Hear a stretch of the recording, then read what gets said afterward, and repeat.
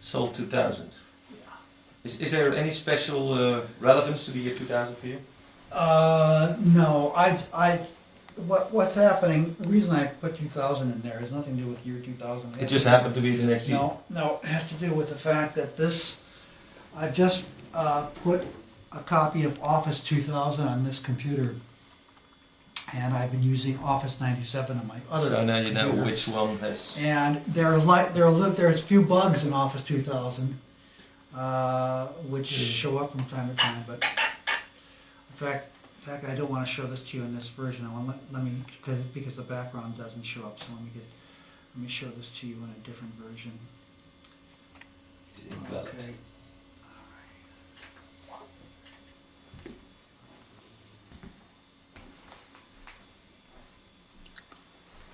Okay. Can you see it now? Yes, I can see it. Could you see this? No, something's buggy in here. It's very strange. I don't. Pay no attention to that man behind the curtain.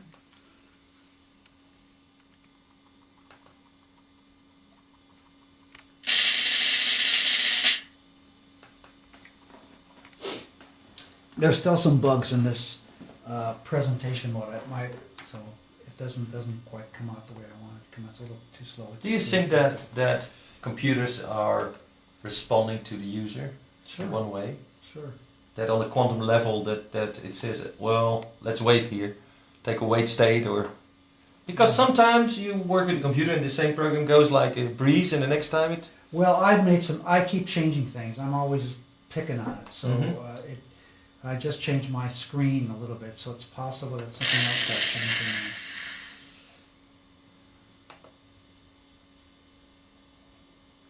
Yeah, there may be something else that I can fix. So just because I don't have it plugged in. So if I plug it into the wall, for example, that'll make a difference. No, I don't want to bother doing that. It's too much hassle to find plugs right now. So I'll just Anyway, this is a presentation. I usually do a talk about this as well as this is going on. It's about what is a soul.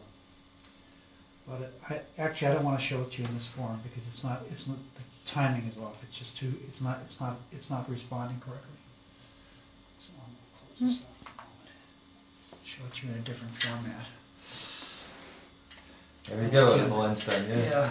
Well, I can, but let me go over here for a second. I'm going to work faster over here.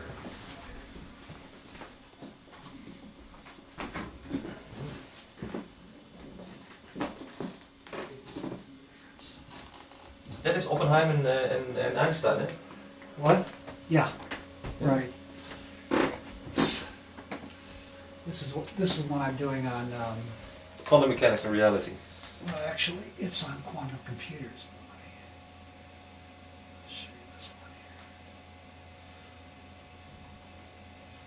here. This is about the right timing it's supposed to be.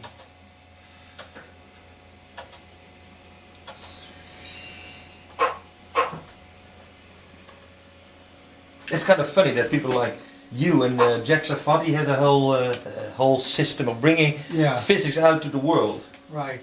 You couldn't say popularizing, but it's a midway between group research and interaction and popularizing. You know, what I've been trying to do here is basically teach ideas of quantum physics as they relate to consciousness. And I'm very interested in quantum computers, so this is another idea I'm playing with here. This is called Wheeler's Delayed Choice Experiment. It tells us something about how parallel universe computers work. We have a photon source with light traveling out to a half-silvered mirror. It splits. Yeah. These are the various phase factors. Then we come off of the mirror. And then we, if there's nothing, and so the path to one of the detectors is either then the up path or on the other path. In this case, the top one fires. The photon is transmitted or reflected, but not both. Right. Okay. So either it goes here or it goes back here and, That's and right. it hit that detector. That's Yes. right. That's it. Okay, but now we're going to change the experiment by putting another mirror in place right here, another half mirror there. And now these waves are still in place, and We have two waves coming up into this other one, canceling each other out Mm-hmm. because they're out of phase. And we have two waves coming in, adding in phase, going into this detector now. This one will never fire. That one always fires. And now the pathways for the light to travel is via both pathways. So now the photon follows both paths, but not either or. Mm-hmm. So it's a different situation by just putting the mirror in it. But we can put the mirror in at the last minute and affects which path the photons have to take to get there. So it like reaches back into the past. Uh-huh. So this is a little bit about parallel worlds theory here. Before observation. When you said before quantum computer, what do you mean by quantum We're going computer? to show you in a minute. For observation, we have one world and many possibilities. And then after observation, okay, one observer, many possibilities. And now we're going to have an observation occurring. And according to the many worlds hypothesis, every time there's an observation, not only does the different possibilities split up into different possibilities, but also the observer splits into different observers. As ridiculous as this sounds, that's what quantum physics predicts. That there is a whole lot of universes and a whole lot of observers, and Right. yeah. Now, many observers, each one sees one actuality and not each other. They're not interacting. So what's the idea here? The idea is to break up any problem into a series of separate parts called parallel processing, and then to have the quantum computer carry out the calculations of these parts simultaneously in tandem, so to speak, in separate parallel universes, but in only one computer element. This is what David Deutsch from Oxford calls this is how he describes the quantum mechanical computer that solves a variety of problems in new ways. This has been the latest, if you check in Scientific American and other journals, this has been a very popular thing. This explains why and how they work. I've tried to figure out what's the simplest way to explain it to people. So first of all, Okay, wait a second. Do you get a reasonable image? Yeah, Yes? yeah, Can I do something? sure, hold on.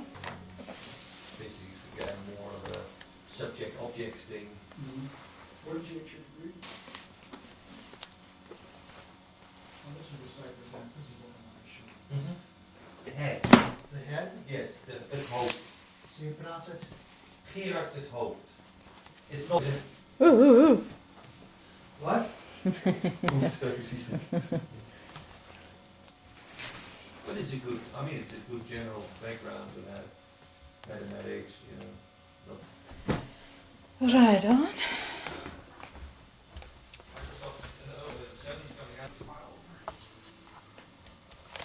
There is no Ethernet card connection on that one? Fysica, natuurkunde. Dat wat beschrijft wat er gebeurt in wat we de realiteit noemen. Techniek, maar ook dingen als atoomsplitsing en zaken als quantum physics. Vandaag gaan we praten met Fred Alan Wolf. Hij heeft allerlei boeken geschreven, waarvan een aantal in het Nederlands vertaald zijn, waaronder Het Spirituele Universum, Kwantumfysica en het Bestaan van de Ziel. We gaan met hem praten in zijn huis in San Francisco en het gesprek is in het Engels. Welcome, Fred. Connection to God, but as far as driving our car, we still have to put gas in it. Yes. Are you saying there is a bridge between mind and matter, or spirit and matter? There is a bridge. The bridge is subtle. It's not as clearly, mind and matter are not at all clearly separated. It's a raging debating issue today, introducing a whole new field that science is beginning to incorporate or attempting to bring into its fold, the study of consciousness. And this encompasses everything from neurophysiologists and biologists all the way down to psychologists and now quantum physicists like myself. There's room for many people to get involved in this field, and it's a very important field. It's probably one of the most important fields of the next millennium. The reason being that we're rapidly approaching a point where the division between the machines we build and ourselves is rapidly vanishing. I'm not just speaking about the use of body parts that are made from new kinds of materials, but I'm actually speaking about new ways that the blind are being taught to see through electronic technical devices, new ways of hearing, possibly even new ways of walking or moving our whole bodies based upon neurological functioning. So we're beginning to integrate neurology or neural functioning and physical material functioning in new ways that we've never thought before. This is opening up all kinds of new problems and also introducing... But also some fear. A short while ago I interviewed Ray Kurzweil, who wrote a book on the spiritual computer, I think, where he says we are going to put our consciousness, our intelligence into a computer. I think it is going to be done. It's not going to be done like tomorrow. There are many questions we have, but ultimately we, if we're going to survive as a consciousness, we'll certainly have to figure out some way to get our consciousness off this planet, because if that means something, because in 7 billion years or less, the sun will be far through its red giant phase, and it'll wipe everything out. Well, that gives a little bit more leeway than the millennium bug that is so close. Yeah. Still, do you really believe that consciousness or the soul could live without this body? Yes, I think so. I don't see any reason why consciousness cannot exist outside of a human form. I know, for example, dogs have consciousness. I've observed biological life forms as small as a single cell, and they exhibit consciousness. They may not be the same kinds of consciousness that I exhibit, but I seem to be made up of a multitude of cells anyway, so who's to know, or who's to say that my consciousness isn't somehow some kind of emergent property of all these simpler consciousness. But aside from that model, the whole basic notion is that we really don't know what consciousness actually consists of. And we, by attempting these new forms of experimentation, which are helping human beings who can't speak, write, move, talk, to actually begin to take on these activities in ways that they could never have done without some interface with technology. We're really beginning to bring into question just what we mean by soul and self and ego and all these psychological questions. And I think it's a very healthy, natural direction that we're going in. I'm not afraid of it at all. To me, it's quite an exciting space we're going into. This doesn't mean that just because we're looking at consciousness outside of a human body that we're becoming less spiritual or more materialistic. Just the opposite. We're giving up any tendency to say things have to be grounded in materiality. Well, after I did the interview between one soul and another, and it's no longer there, then in a certain sense, a real sense, one soul is no different from another. They're really the same soul. So if I can do it between two souls, why can't I do it between 3, 4 added reasonable model for a physicist to come up with? There is a one soul which projects and has reflections in a multitude of mirrors, which we call human selves. The selves are very different because they're different reflections, but they're not different in the essential quality of soulness. They're different in the reflective quality of self, and or ego, or these kinds of structures. And since these are reflective qualities, they're not going to last. The soul could be internal, but the self itself might just, could easily vanish, just like a mere reflection could vanish. So this is what I think is an essential aspect of it. And in the book, I try to give arguments as to why and how the ancient practices of the people who were known as the Chaldean people that lived in what we now call Iraq. It seems there are a lot of different conceptual bases upon which such a model could be made. Now, those people had no idea about nuclear fusion or fission or power plants or even the modern equipment that a physicist could use. They were physicists in the old days. They might feel, they might have an idea about weight and stuff like that, but they definitely had no theoretical model like we have. How come that they came to the same ideas as you come and many other first through Einstein talking about relativity, and then later the same period, early this century, was quantum physics, where consciousness plays a part in the equation of the physics. Mhm. Well, I think the answer can be explained this way. In order to, there's a famous saying that Lenin once said when he was speaking about the revolution. He said, "Comrades, one step forward, two steps back." And in a way, the physics of today is a one step forward and a two steps back. The two steps back go way back before even the Greeks. The step backward takes us into these ancient Chaldean people who saw that out of nothing came something. And this is where quantum physics has led us. The whole question of the universe is, how did it come into being? It had to emerge some way from nothing. So there's a correlate here, there's a parallel way of thinking. And that's what's led my thinking. I've decided that the way to go one step further forward is to go even further back. Take two more steps backward and find out how do ancient peoples think about things, and where do we even get the notion of the soul? And I think in these ancient pictures I can see some new light. Is that not a typical 20th century revival thing? I mean, when I talk to Houston Smith, who does comparative religion, he does the same thing. He is a Christian, and he confesses to be a Christian, and yet he goes back looking into all these old cultures and finding that they have the same basic structure. Yeah. Well, I think, first of all, I think that's true. I think that there's something, there is an element of some kind of truth which can be found in ancient teaching, and that it gets disguised or even sometimes obliterated by modern teaching, only to be rediscovered again.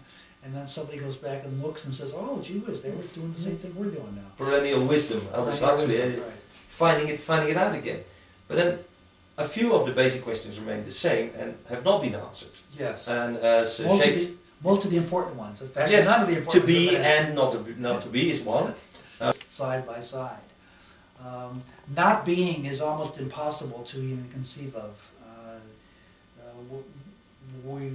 We have no real clear way of talking about it. We can only make models, but the models are very simple and probably only touch on the very basic ideas. But when you come back to this idea that the soul is not say, physically connected to the body, No, that means we can be and not be at the same time. Yeah. Well, it refers to the quantum physical thing, where both a thing and its opposite can coexist side by side, is what the idea basically comes from. But you see, the soul in this model that I put forward is a vibration. It's a movement. And I've tried to figure out, well, what are the most fundamental things that upon which everything we understand is based? And I've come to the conclusion that that being or not being is clearly fundamental, but we don't really understand that. I mean, there's no way we can understand it because we are being. So it's very hard for us to understand not being. We can imagine it, but we can't not be. Okay? But there's something. But what is it that is fundamental, that everybody understands? And the fundamental has got to be something that can't be so airy-fairy and out there that nobody understands it.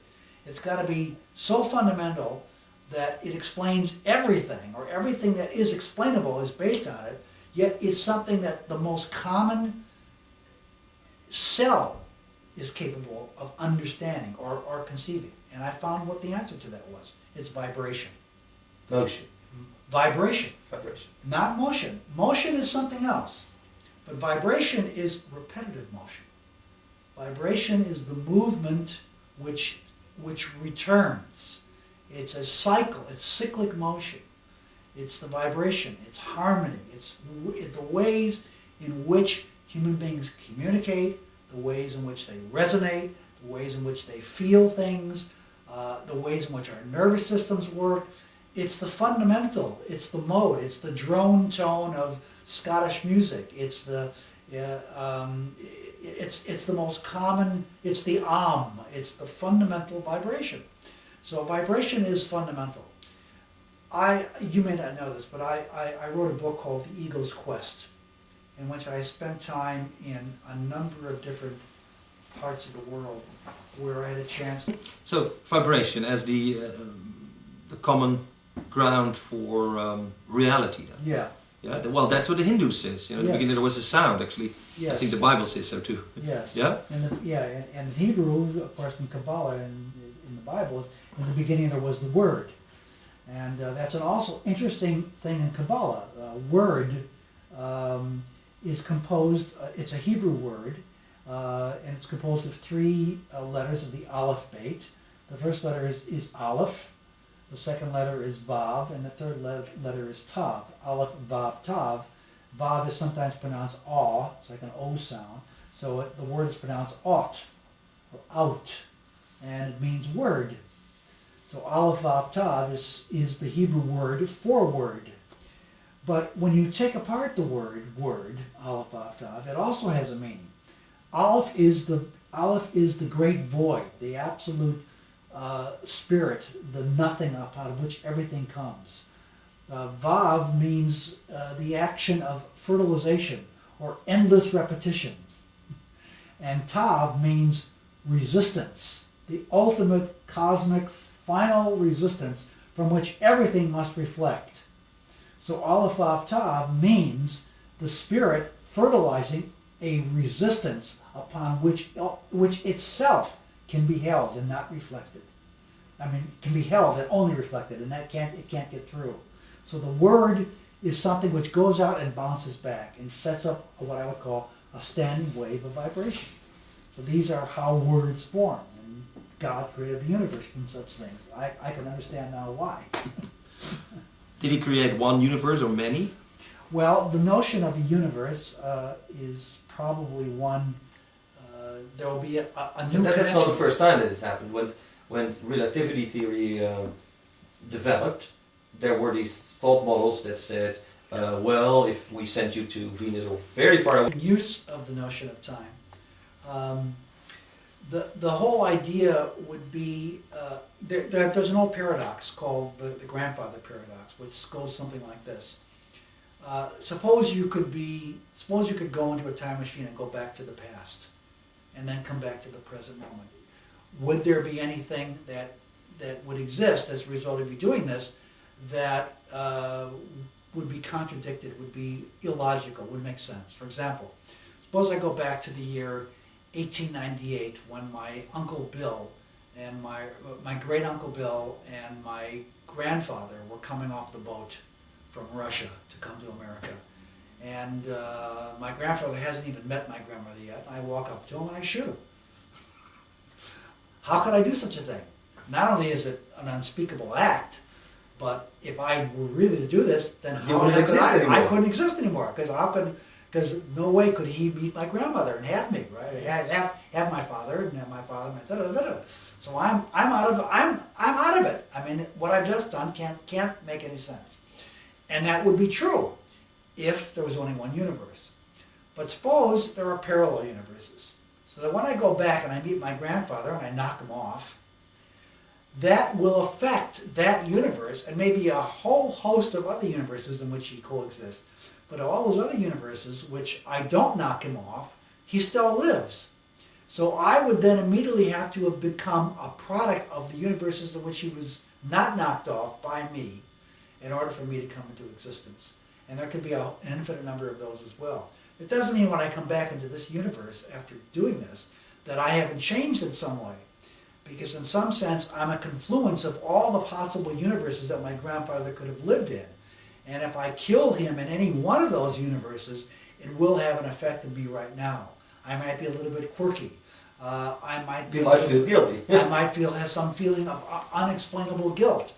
I might feel that some unexplainable desire to help people in need of something. Who knows what effect it'll have on me now? this might even be an explanation for why some people have these uncontrollable urges to do very strange things. Maybe in some other universes they have affected the past in some way that has caused them to behave in a very bizarre way in the present moment. Yet time for us it goes in one direction. I've heard that the new physics opens a possibility that we could cheat time and could go back even 1 bit for 1 second, but that we're stepping back in time. If that's possible, then we have to rethink our whole notion of reality. Well, what we have to really consider is there's a limit to how far on a scale, a ruling scale, we can define time. We conceive of time as we conceive of a ruler of space. We take a ruler, 1 inch, 1 foot, 1 meter, we divide it up into a half meter or a tenth of a meter, and then a hundredth of a meter, a centimeter, a millimeter, a micron. We divide things up as if we could go on forever doing this. Always seeing ourselves outside of the ruler. And we imagine that we can do the same thing with time. We can speak about a second, a millisecond, we speak about a nanosecond, a billionth of a second. Again, assuming we can subdivide forever. But that notion may be incorrect. Incorrect because the very notion of subdividing time involves something we have to do to time, and we can't do anything to time. Time is not something we can hang on to. We can certainly do something to space, because we can make a ruler, and we can do something to it, which gives us a measure of space. We can't really grab onto any ruler of time. There's no physical thing that we can manipulate. So that's one thing. Another thing is that when we're dealing with the way in which our brains work, there is timing in the ways we perceive things. We don't always perceive things instantaneously. Some things happen and then they happen, and then some happen slow and some happen fast.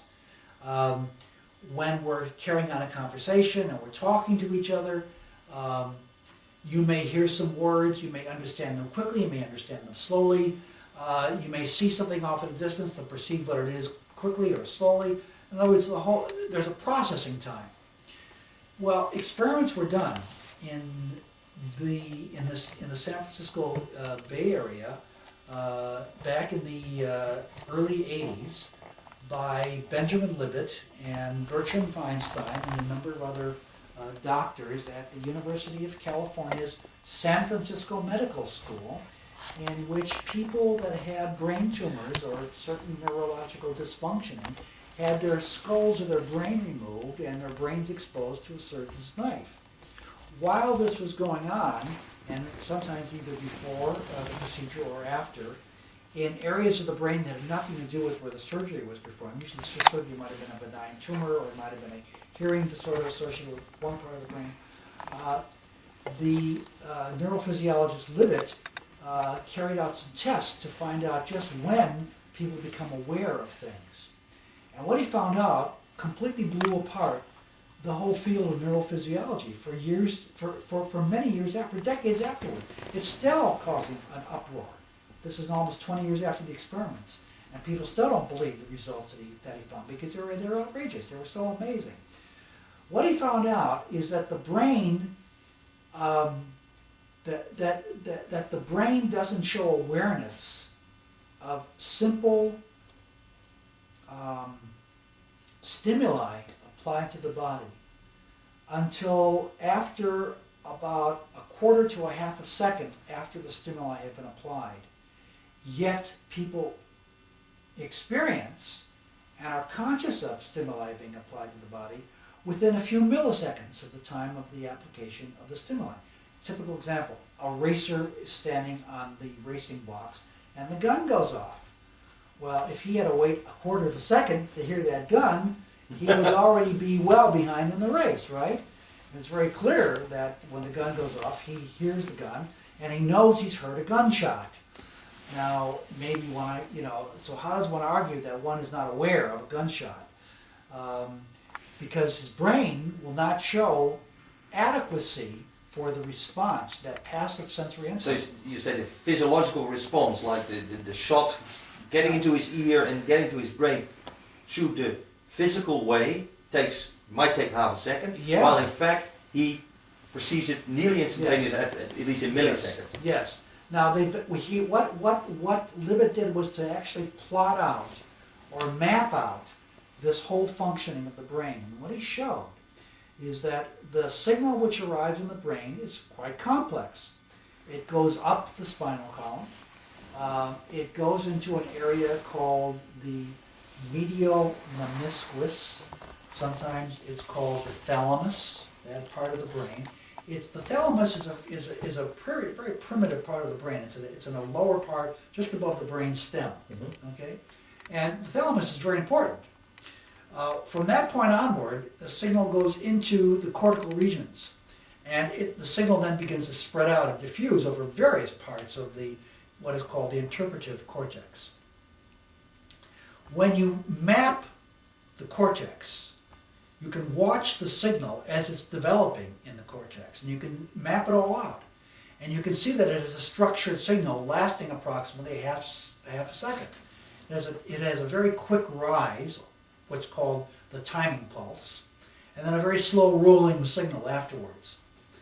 If you block the rolling signal from appearing by using dope, that is, you can actually dope the brain in some way, or an anesthesia, or something of that sort, even though the very sharp rise, which appears in the cortex, comes on very quickly, within 50 to 100 milliseconds, I would say 20 to 50 milliseconds, a person will not experience the signal, the stimulus being applied to the body at all. In other words, the fast rise will be there, but nothing.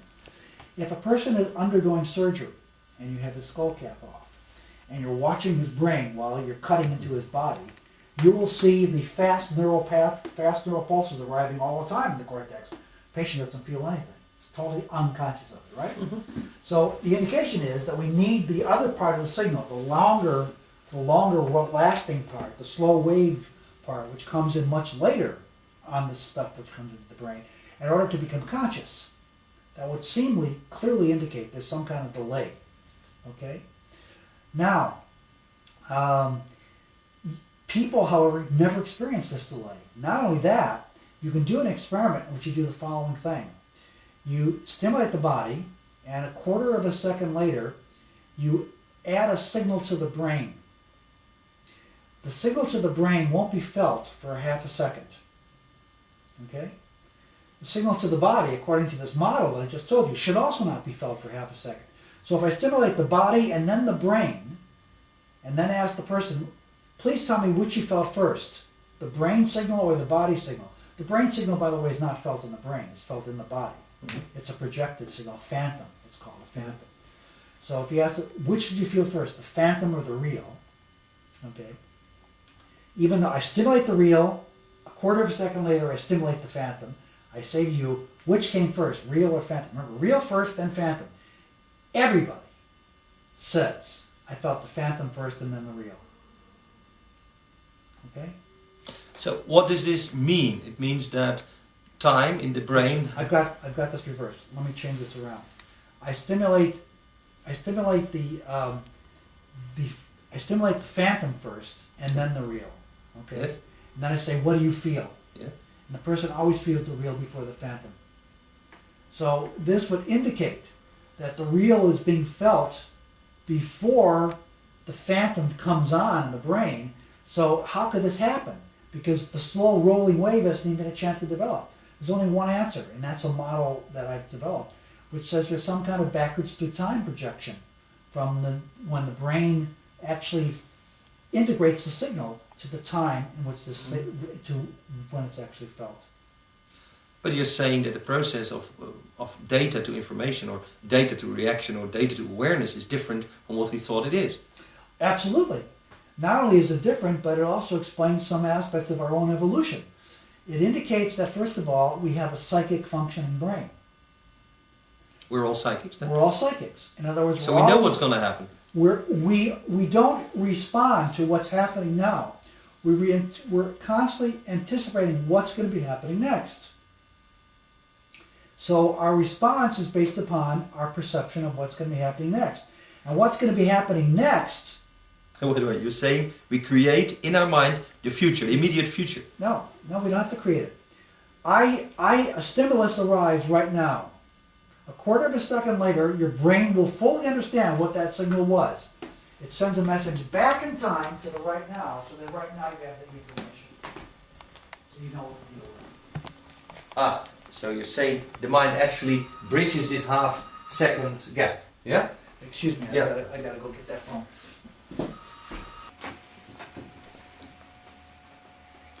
Okay. Wait a second. Yeah. Okay. In fact, we were talking about time, how the brain seems to play tricks with time. Right. What I'm going to show you now is a paper that's a presentation that I'm going to be giving before the New York Academy of Sciences in May of 1999, which is based upon an article that's recently appearing in the Journal of Scientific Exploration. It's on the timing of conscious experience. And it indicates, I think, more clearly than I can explain by showing you some visuals, just what some of the interesting problems there are with timing. And it's based upon quantum physics, so literally you're going to be taking a quantum leap with me, and if you need more information, you can contact... You have a website. I have a website, right. Okay. So, it's entitled The Timing of Conscious Experience, and it's a theory and it's experimental evidence for future to present communication in the brain. So that the brain actually knows what's happening half a second or whatever, a short period before it happens, but anyway, faster than, say, the normal physiological transfer of the communication stimuli goes. Right. It's acting like kind of a time machine. Okay, so let me show you how this basically works. It's a simple problem. We have a guy who's standing by a tree, and suddenly he gets a hypo in his rear end. I mean, this would not be a very pleasant thing that happens, but at some time t now, this happens to him. And later, he of course says, ow, he feels the pain. And the question is, when actually does a passive conscious sensory experience, like a pinprick, when does it actually occur? We think we know. And another question we have, which is also simple, is where does it occur? And again, we know, common sense seems to tell us that we know the answer to both these questions. But even though it seems to be that the pain, some people might say, well, the pain really is taking place in your brain. It's in your brain that's really feeling pain. But some would say, no, it's your rear end. It's in your butt that you're really feeling the pain. But if you ask him, he says, well, my rear really stings. I mean, I think he knows pretty well where it's occurring. However, new evidence indicates that we may not actually know what is actually going on in this very simple situation. Here again is our little fellow being stuck in the rear now. And the question is, suppose that some magician could come into your brain and somehow affect your brain at a certain time after you've been stuck. Could such an effect have could such a magician have such an effect that even later you don't feel anything at all? In other words, can there be a magical signal which would block any perception of any pain at all? Well, the answer seems to be yes. So the magician says, oh, hypo, where is thy sting? There is no sting. And of course we know that's true because we have such a thing as anesthesia, which clearly blocks pain. So we know that there is a magician in the brain called an anesthetic, and that will indeed stop pain from occurring. But what if the magician acts after apparent awareness should occur? In other words, there's a certain time in which we'd expect to feel pain. Suppose we add the anesthesia after the fact, so to speak. Can that block the pain too? In other words, can the magician can he sometime later come in so that now, which is after this thing has actually occurred, the guy says, did I feel anything? When even earlier this thing was applied, could it work backwards through time? Could the effect of the could the effect of the magician be to stop the pain well after it should have occurred? And the answer to that question seems to be yes. Well, Roger Penrose raised the question, is there actually is really an actual time when in which a conscious experience takes place. He talked about this in his book, Shadows of the Mind. And the problem is simply this. Ben Libet and his co-workers at University of California, San Francisco Medical School, showed that events in the brain which elicit consciousness of typical passive sensory occurrences, these events occur after apparent awareness of these events and not before. So the conclusion from this is that a precise timing of physical events does not match a causal sequence, which does imply there's a kind of a time machine effect. So here's a little bit of a timing graph that kind of shows how this works. Suppose that little mark indicates the time of a skin stimulus being applied. Suppose that mark, which is going from red to white, indicates the time of an apparent skin sensation. In other words, when we think we feel something. This will be a signal which is applied in the brain. In these experiments that Libet did, he actually unhooked or exposed the brain, the cortices of people to a surgeon's knife. And this would be the duration, the length of time of a sensation from a stimulus being applied to the brain. This is Libet's data, so let's see how it all works. Here's what typically happens.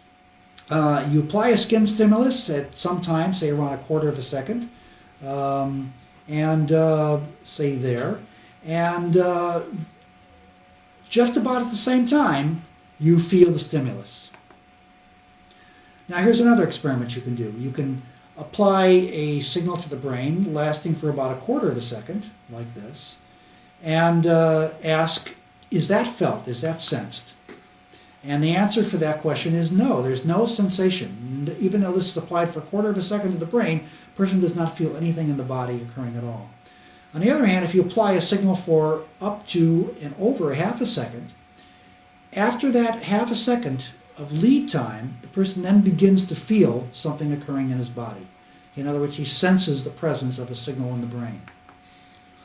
And then you can do a third thing. You could apply a skin stimulation at, say, time 0, and then a quarter of a second later, you start to stimulate the brain. And what happens is that this signal, this later signal, acts like a block. It makes it in such a way that the person never experiences or never feels this. In other words, this is like an anesthesia. Even though it's applied a quarter of a second later, the person never feels it. Now when you look at D and compare it with A, you realize there's something very strange going on, because here the signal is being applied and a short time later it's being felt. Here it's being applied and a short time later nothing's happening, even though what's blocking it from being felt doesn't take place until a quarter of a second later.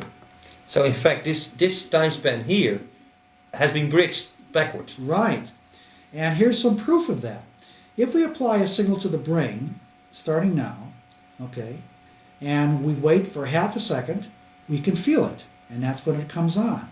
If we apply, during this time that this is on, if we now apply a signal to the skin and ask when is it felt, and ask the person which did you feel first, logically you would think that if it takes a half a second or at least a quarter of a second or more for this stimulus to be felt, then this signal here should not be felt until at least around this time here. But if you ask the person which did you feel first, the signal being applied from the brain or the signal being applied from the skin, the person always says that he feels the skin signal before, well before he experiences the brain signal. So this would indicate that there's got to be some kind of backward, if it takes time for this signal to develop, that's what this tells us. It takes at least a quarter of a second for it to develop. Then there's got to be something coming backwards through time to make this a reality. So this is called causality violation in sensory and cortical stimuluses. And Libet's hypothesis indicates as a temporal reversal. I call this the time to. I call it the two-time. I forgot what the O stands for. Explanation. I'll figure out what TTO-TIM means. It's my own definition, and I forgot what it all means. Anyway, it indicates that it also gives this model that I'm going to show you explains some new data, some new things about phantom and real experiences, and may help us understand a very crippling disease that we all suffer, that many elder people suffer from, which is called Parkinson's disease. And this model may help even offer a cure for that. It indicates a new way of thinking about time in the brain. I won't go into the details of that with you now. But the solution seems to be that there is a special mechanism in the brain that's responsible for projection of events, both in space and in time. When we see the world out there, we don't see it in our brains, we see it out there in the space. That's called spatial projection. And we now understand that when we feel an experience or sense when an experience occurs, we also are projecting it in time, but not forward in time, but backward in time. This is called the delay and antedating hypothesis paradox, as referred to by Benjamin Libet. So here's Benjamin Libet says, even though it's strange, it has to be encompassed by any mind-brain theory. And Penrose says, we may have to bear in mind how quantum physics, quantum systems behave, and it might be that there's something funny is going on in these timings. So now I've tried to make a model which compares them and then show you a little bit about how this all works. Here's the mind and the brain. And we're going to look at two ways in which a signal is basically experienced. That little green block indicates a skin stimulus is being applied. This would be the time when the brain has achieved enough neuronal adequacy for one to know that one has perceived something. The question is, when is it perceived? One would expect when the brain knows it. But the answer is no, that isn't when it takes place. It takes place earlier. And that's the same time lap that we've seen before, Right. Going back in time. Right. Now here's another case. We apply a signal to the brain. The red signal, the red dot, or in this case a red oval, indicates it's being applied in the brain. And the question is, it's applied for only a quarter of a second. Is it perceived? The answer is no. But if we now apply it for half a second, we get neuronal adequacy. That's what that circle and that Indicates. jagged star indicates. And then we get perception, and the perception occurs around the time that we feel the neuronal adequacy occur. That's all. That all fits. Now here's another experiment. We apply a skin stimulus. A quarter of a second later, we apply a brain stimulus. We achieve neuronal adequacy for the brain stimulus, which is indicated by the red arrow. And the question is, will we experience a skin stimulus? The answer is no. No skin stimulus is applied, is felt. This is the anesthesia effect, which says to us that somehow what happens later, what happens after a stimulus is applied to the body, what happens later in time has got to have some effect on whether something is felt. But yet, in the final experiment that we do, if we apply a stimulus to the brain, a quarter of a second later comes in with skin, neuronal adequacy for the brain is achieved, so forth. We would expect that neuronal adequacy for the skin stimulus would be achieved later, but it's not. We would expect then the time order to be, first we'd experience this, the brain signal, and then the skin stimulus. What we actually experience, what people experience, is not that at all. They experience this, a time reversal. So this paper explains, first of all, how quantum physics explains this paradox. It makes a new prediction about this and the relationship of real to phantom sensory experiences. And this T2 time model indicates a new understanding of what is called subjective awareness. And it also explains that we need not a single neural event, but at least two in order to have what is called backward through time and forward through time neurological signaling. And that this also indicates some new experiments that can be proposed to test the model. So the first argument is, does quantum mechanics have anything to do with the nervous system? Well, this is the uncertainty principle of quantum mechanics. And if we take a typical synaptic vesicle, which has a mass... Wait, I think we have to change the tape, eh? Yeah? Yep. Wait a second. Maybe I should skip all this detail. It's probably going to be too much detail. Well, yeah, but I want what it means. Okay. Can you put any tape in? How many minutes do you have on that one? 50. This kind of explains the basis of the model. It's what's called author and echo waves in what is known as a transactional interpretation. Future, past, present. The past sends a signal to the future, which sends a signal backwards in time to the past, forming a complete cycle or a loop. And this is what the model suggests happens in the brain. And there are a number of workers that support this idea. I won't go through this one, so I'll just jump ahead on here.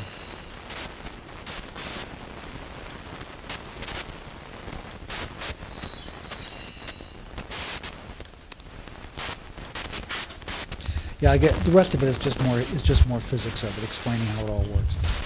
But what is this? In reality terms, if the mind is capable of doing this, is the mind then capable of going further back in time? Is there a mechanism inside that we could go back in time or forward in time, and in fact get out of this time-bound thinking? Well, we don't really know yet what the effects. This is just the beginnings of an understanding of time in the brain, and there's a lot more to be done. Even this is very controversial. So to answer, what does this apply? If the theory is correct and our brains do work this way, then it may indicate that we can use our brains to time travel, that we can actually stretch or lengthen the interval between the future and the present. It may indicate. Is it a matter of training? I don't know, because as I said, we're just beginning to understand this. Have there been in the past, say some? Let me say what this is like. I can't answer the question yet because I don't know. If you ask me to guess, I'll say yes, it's trainable. Yes, we can do it, and we will be able to stretch the time interval out into minutes or maybe. But the thing is, you looked into Egyptian cultures and Greek cultures. Have people been training this? Well, they haven't been trained in this. Obviously, this is physics. Yeah, but there seems to be evidence of people who are capable of seeing into the future. I myself am very psychic. I pick up on the future every day.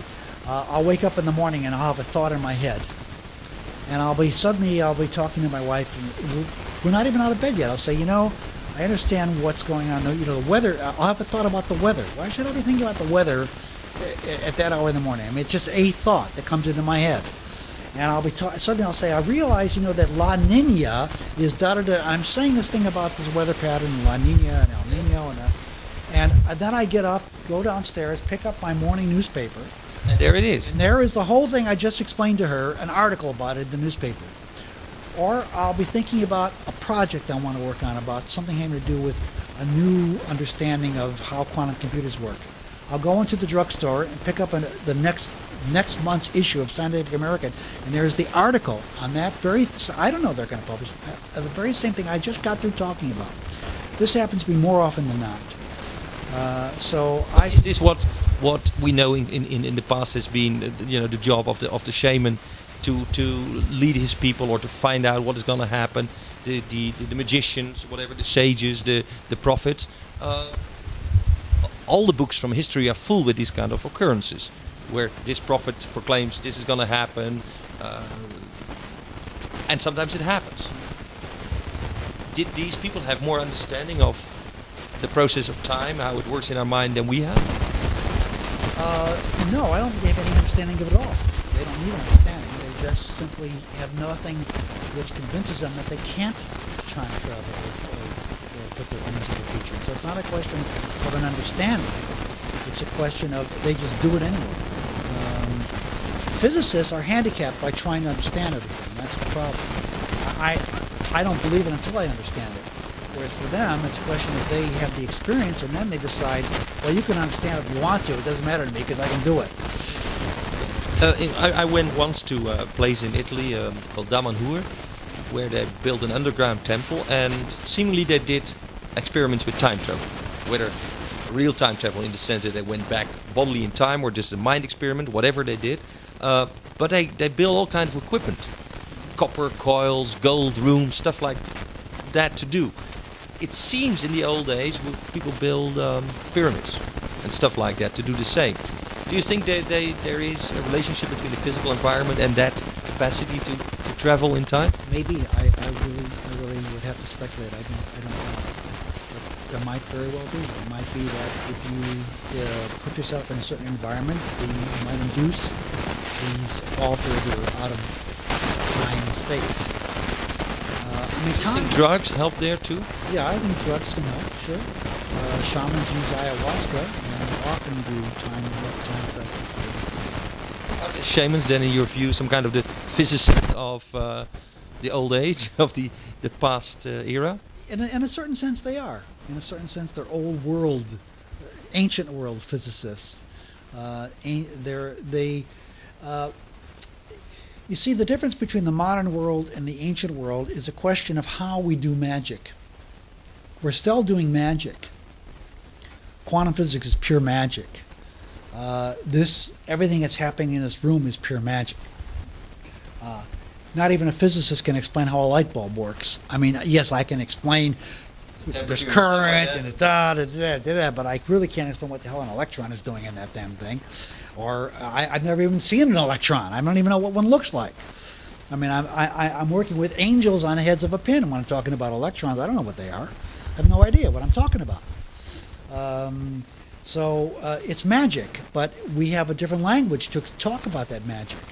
In the old days, people would look at the weather, the clouds, their feelings, and they might have senses that what's happening below is as above as below. Alchemists thought that way. Who knows what kind of structure they dealt with and how they characterized their world. If they thought that they were connected to the past and the present and the future simultaneously, it wouldn't be any more of a mystery to them to think about traveling forward or backwards in time than it would be to us to throw an electrical switch and make a current flow into a wire, making a light bulb light up. To them, it would be the same thing, cause and effect in some way. I did this and that, I saw that. So to me, it's exactly the same thing. We may be a little more accurate. Are you implying that the laws of nature that we know and that we're now changing with quantum physics and other physics, that we are or looking at it different, that they change over time? And that thereby reality change? It's very possible that they do change. We don't really know. The assumption is they don't.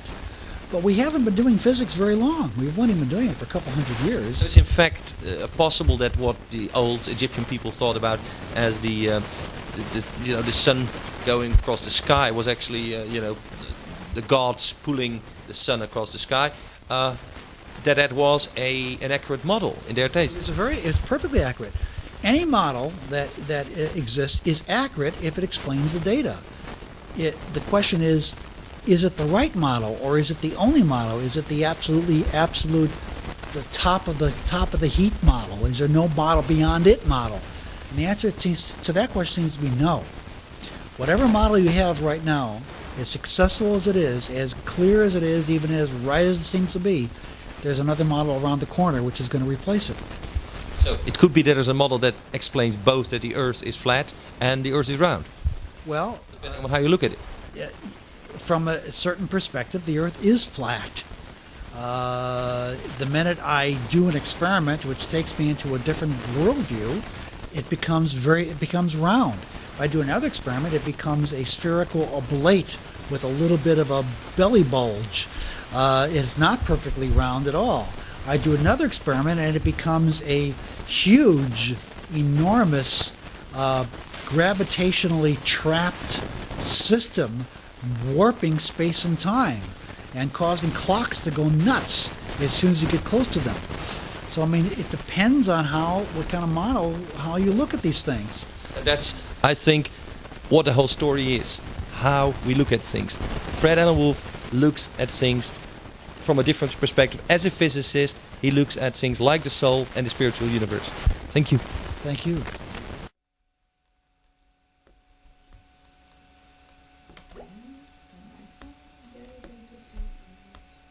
alleen maar even het feit dat het daar de bar net staat.